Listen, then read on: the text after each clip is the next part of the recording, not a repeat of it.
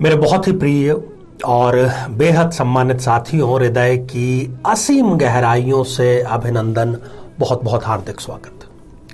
साथियों, आज के दौर में जहां पर केवल एक या दो संतान का चलन है, सरकार भी इसको लेकर के गंभीर है। केवल हम ज्योतिष के माध्यम से सटीक तरीके से ये जान सकते हैं कि जो पहली संतान होगी वो एक पुत्र के रूप में आपको प्राप्त होगी या एक पुत्री के रूप में। इस एपिसोड को और इस श्रृंखला को बनाने का सबसे बड़ा उद्देश्य यही है कि बहुत बड़ी संख्या में इस प्रकार के कमेंट्स भी हमें मिल रहे थे और जो मिलने भी आते थे नव दंपत्ति खास तौर पर, उनका प्रश्न ये रहता था कि आचार्य जी आप ये बतलाइए कि हमारी पहली संतान क्यों होगी। और उनका ये जो प्रश्न है ये एकदम वाजिब है, क्योंकि ज्यादातर मामलों में दूसरी संतान उत्पन्न करने नहीं करने का जो डिसीजन है वो पहली संतान के आधार पर लेते हैं। मैं आगे कुछ बात करूं उससे पहले मैं ये स्पष्ट रूप से कह देना चाहता हूं कि यहां पर किसी भी प्रकार से हम लिंग भेद के पक्ष में नहीं हैं। सभी व्यक्तियों की अपनी अपनी स्वतंत्रता है। पुत्र और पुत्री दोनों ही ईश्वर प्रदत्त है और दोनों का, बल्कि मैं तो कहूंगा कि एक स्त्री जातक, एक कन्या जातक का जीवन में अधिक महत्व होता है। तो आज इस एपिसोड में हम चर्चा करेंगे मेष लग्न की जन्म पत्रिका के बारे में कि कौन कौन सी स्थितियां आप जन्म पत्रिका के माध्यम से देख करके ये जान सकते हैं कि पहली जो संतान होगी वो आपकी किस रूप में होगी। और आप लोगों को हम एक चुनौती भी प्रदान करते हैं कि यदि आप शादीशुदा हैं तब भी इन स्थितियों का मिलान करके आप स्वयं हमारे शोध की कसौटी को कस सकते हैं। सत्य ही आप उसे पाएंगे। साथियों, इस पर हम विस्तार से चर्चा करें इससे पहले एक बेहद जरूरी सूचना कि हम हमारे प्रत्येक एपिसोड के अंत में किसी न किसी जातक के प्रश्न का उत्तर देते हैं और ये जो प्रश्न है ये हमें प्राप्त होते हैं आप लोगों के ही द्वारा YouTube कमेंट के माध्यम से। तो जब भी आप अपना कमेंट लिखें उसके ठीक पहले आपको लिखना चाहिए #आचार्य चंद्रकांत और इसके बाद में इसी एपिसोड से संबंधित एक प्रश्न जो हम अंत में आपसे पूछेंगे उसका सही उत्तर उस कमेंट में होना जरूरी है। जीवन में किसी समस्या का सामना कर रहे हैं, जैसे कि शादी में देरी होना, पति पत्नी में मनमुटाव या तलाक तक की नौबत आ जाना, संतान का प्राप्त न हो पाना, नौकरी या धन प्राप्ति में बाधा आना, जीवन के प्रत्येक क्षेत्र में किसी न किसी प्रकार की बाधा आना, तो आज ही अपनी जन्म पत्रिका का संपूर्ण विश्लेषण करवाएं और पाएं समस्या से सदैव के लिए मुक्ति। तो आइए साथियों, मेष लग्न की एक जन्म पत्रिका पर दृष्टिपात करते हैं और जानते हैं प्रथम संतान के बारे में। साथियों, यदि मेष लग्न में पंचम भाव जो कि संतान का भाव होता है, विद्या का भाव होता है, प्रथम संतान का खास तौर पर पंचम भाव से ही हम निर्धारण करते हैं।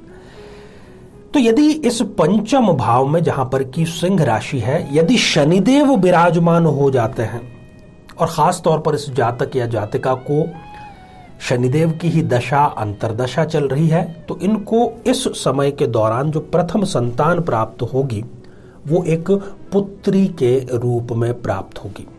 ये जो जातक है स्वयं बड़ा धर्मात्मा होता है, न्यायप्रिय होता है, न किसी के साथ में गलत करता है, न गलत करते हुए किसी को देखता है, बल्कि उसमें कहीं ना कहीं अपने जो प्रयास है उससे उस स्थिति को सुधारने का कार्य करता है। साथियों, यदि पंचम भाव में इस स्थान पर बृहस्पति हो जो कि एक त्रिकोण के अधिपति भी हैं, यदि पंचम भाव में अवस्थित होते हैं और खास तौर पर यदि इनको बृहस्पति की दशा अंतरदशा चल रही है, तो इनकी जो पहली संतान होती है विवाह के पश्चात वो निश्चित तौर पर पुत्र के रूप में इनको प्राप्त होती है। और वो जो पुत्र है वो बॉर्न विद सिल्वर स्पून, एक भाग्यशाली घर में पैदा होता है, अपना भाग्य लेकर के आता है और उस भाग्य को और भी पुष्पित पल्लवित करने का ये कार्य करता है। साथियों, पंचम भाव में यदि सूर्यदेव विराजमान हो जाए, यहां पर अब सबसे बड़ी गलतफहमी लोगों में ये होती है कि सूर्यदेव यहां पर त्रिकोण के अधिपति हो गए। पंचम भाव के स्वामी हो गए, स्वयं अपनी राशि में विराजमान हो गए, मित्र भी लग्नेश के हो गए, परंतु फिर भी ये यहाँ पर कोई गारंटी नहीं है कि संतान के रूप में इनको पुत्र की प्रथम बार में प्राप्ति हो।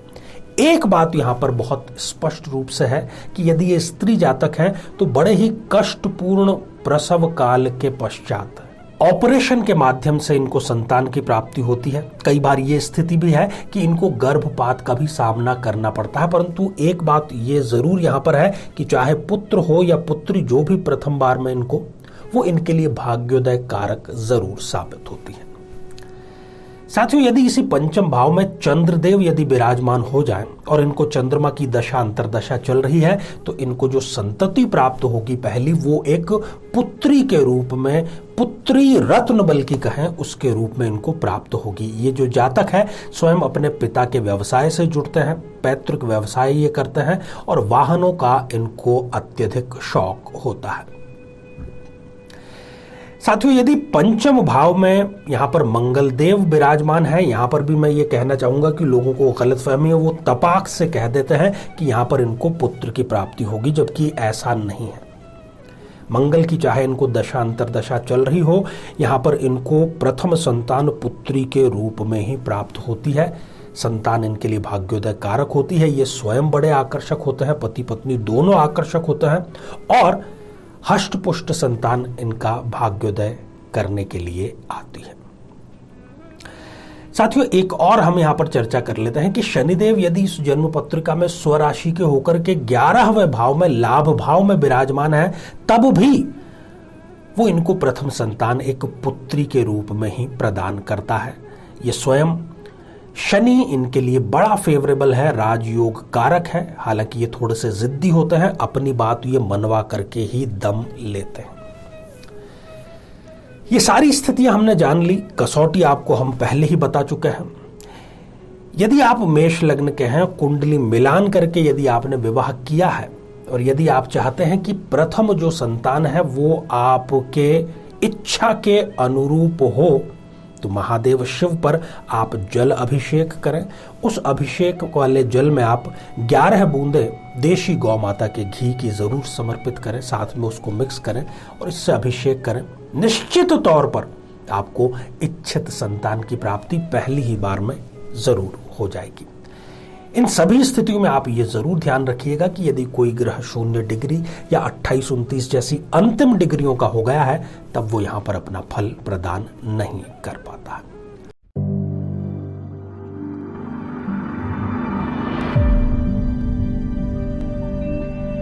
साथियों, आज हमने कमेंट शामिल किया है नरेंद्र जी का, जो कि उन्होंने लिखा है हनुमानगढ़ राजस्थान से, और आपने पूछा है कि सरकारी नौकरी का जो योग है वो आपकी जन्म पत्रिका में कब तक निर्मित हो रहा है। देखिए, सिंह लग्न की आपकी जन्म पत्रिका है, सूर्यदेव बहुत अच्छी स्थिति में लग्न में ही विराजमान है। बहुत जल्द, कुछ ही माह पश्चात अर्थात मार्च 2023 के बाद में आपको सरकारी नौकरी की जो खुशखबरी है वो जरूर मिलेगी। आप 11 रविवार तक लगातार आदित्य हृदय स्तोत्र का पाठ जरूर करें।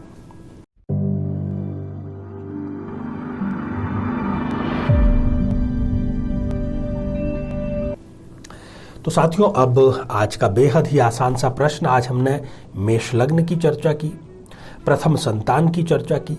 यदि शनिदेव मेष लग्न की जन्म पत्रिका में पंचम भाव में अवस्थित हैं तो क्या संभावना रहती है प्रथम संतान की।